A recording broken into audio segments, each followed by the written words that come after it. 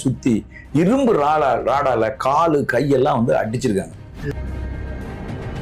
என்னை மிக மோசமாக என்னை தாக்குனது இவர்தான் தாக்குனாரு. அப்படி நான் என்னங்க தவறு செஞ்சேன்? நான் ஒரு தவறுமே செய்யலையே. இவ்வளவு பெரிய தாக்குதலுக்கு என்னை உட்படுத்துவதற்கு நான் செய்த பிழை என்ன அப்படின்னு நீதி அரசர்கிட்டே அவர் கேட்டிருக்காரு.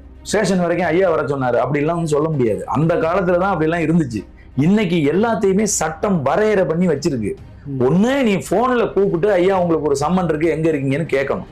சீமான் ஒரு அரசியல் கட்சி தலைவர், தமிழகத்தின் 3வது ஒரு பெரிய அரசியல் கட்சி தலைவர். அவர் எங்க இருக்காருங்கிறது உளவுத்துறைக்கு எல்லாருக்குமே தெரியும்.